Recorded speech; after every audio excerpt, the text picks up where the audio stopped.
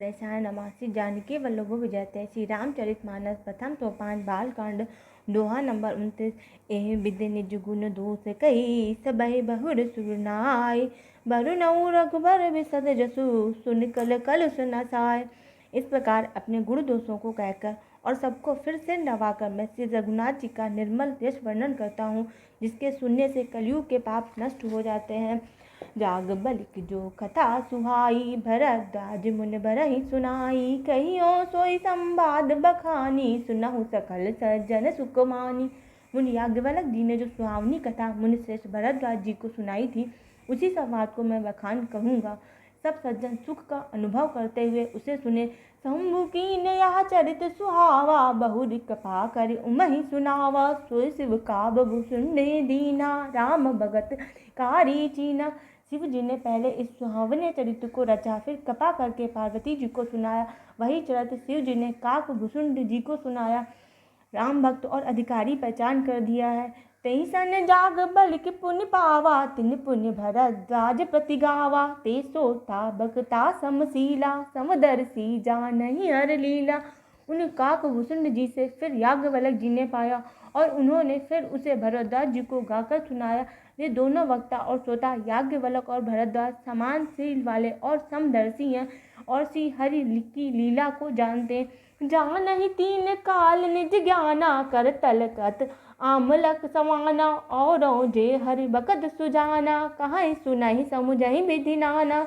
वे अपने ज्ञान से तीनों कालों की बातों को हथेली पर रखे हुए आंवले के समान प्रत्यक्ष जानते हैं और भी जो सुजान भगवान की लीलाओं का रहस्य जानने वाले हरि भक्त हैं, वे इस चरित्र को नाना प्रकार से कहते सुनते और समझते।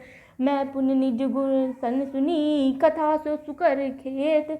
समुझी नहीं तस बालपन अब अति रहूं अचेत। फिर वही कथा मैंने वराह क्षेत्र में अपने गुरु जी से सुनी, परंतु उस समय मैं लड़प्पन के कारण बहुत बेसमझ था, इससे उसको उस प्रकार अच्छी तरह समझ नहीं पाया। सोता भगता ज्ञान निधि कथा राम कै गूढ़। किम समझाऊं मैं जीव जड़ कलिमल ग्रसित विमूढ़। श्री राम जी की गूढ़ कथा के वक्ता कहने वाले और श्रोता सुनने वाले दोनों ज्ञान के खजाने पूरे ज्ञानी होते हैं। मैं कलयुग के पापों से ग्रसा हुआ महामूढ़ जड़ जीव भला उसको कैसे समझ सकता हूँ। तदपि कही गुर बारहि बारा समुझ परी कछुमति अनुसारा। भाषा भद्द करब मैं सोई मोरे मन प्रबोध जई होई। तो भी गुरु जी ने जब बार बार कथा कही तब बुद्ध के अनुसार कुछ समझ में आई, वही अब मेरे द्वारा भाषा में रची जाएगी, जिससे मेरे मन को संतोष हो। जस कछु बुद्धि विवेक बल मोरे तस कहियऊँ ही हरि के प्रेरे। निज संदेह मोह भव हरनी करऊँ कथा भव सरिता तरनी। जैसा कुछ मुझमें बुद्धि और विवेक का बल है, मैं हृदय में हरि की प्रेरणा से उसी के अनुसार कहूँगा। मैं अपने संदेह अज्ञान और भ्रम को हरने वाली कथा रचता हूँ, जो संसार रूपी नदी के पार करने के लिए नाव है। बुद्ध वेशाम सकल जग रंजनी राम कथा कलि कलुष विभंजनी। राम कथा कलि पन्नग भरनी पुण्य विवेक पावक कहूँ हरनी। राम कथा पंडितों को विश्राम देने वाली, सब मनुष्यों को प्रसन्न करने वाली और कलयुग के पापों का नाश करने वाली है। राम कथा कलयुग रूपी सांप के लिए मोरनी है और विवेक रूपी अग्नि के प्रकट करने के लिए अरण्य मंथन की जाने वाली लकड़ी है। अर्थात इस कथा से ज्ञान की प्राप्ति होती है। राम कथा कलिका मद गाई सुजन सजीवन मूरि सुहाई। सोई बधु सातन सुधा तरंगनि भय भंजनि भ्रम भेक भुअंगनि। राम कथा कलयुग में सब मनोरथों को पूर्ण करने वाली कामधेनु गौ है और सज्जनों के लिए सुंदर संजीवनी जड़ी है। पृथ्वी पर यही अमृत की नदी है, जन्म मरण रूपी भय का नाश करने वाली और भ्रम रूपी मेढकों को खाने के लिए सर्पणी है। असुर सेन सम नरक निकंदन साध विबुध कुल हित गिरि नंदनी। संत समाज पयोध रमासी विश्व भार भर अचल क्षमासी।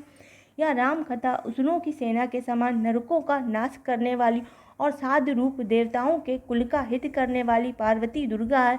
यह संत समाज रूपी क्षीर समृद्धि के लिए लक्ष्मी जी के समान है और संपूर्ण विश्व का भार उठाने में अचल पृथ्वी के समान। जब गण गुण मोह मसी जग जमुनासी जीवन मुकुट हेतु जनुकासी। राम प्रिय पावन तुलसी सी तुलसीदास हित ही उलसी सी। मुक्ति देने के लिए मानो काशी ही है। यह श्री राम जी को पवित्र तुलसी के समान प्रिय है और तुलसीदास के लिए तुलसीदास जी की माता के समान हृदय से हित करने वाली सुप्रिय में कल शैल सुतासी सकल सिद्ध सुख संपत्ति राशि सद्गुण सुरगन अम्ब अदित सी रघुबर भगत प्रेम परमित सी। यह कथा शिव जी को नर्मदा जी के समान प्यारी है। यह सब सिद्धियों की तथा सुख संपत्ति की राशि है। सद्गुण रूपी देवताओं के उत्पन्न और पालन पोषण के लिए माता अदिति के समान है।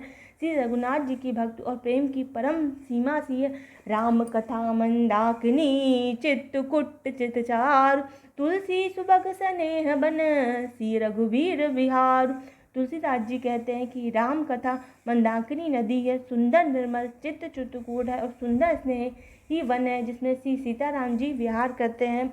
जय सीताराम। आज हमने आपको दोहा नंबर 29 से लेकर दोहा नंबर 31 तक चौपाइयों का अर्थ सहित वर्णन किया। अगर आपको हमारी यह वर्णन पसंद आया तो आप हमारे चैनल को लाइक करें, सब्सक्राइब करें।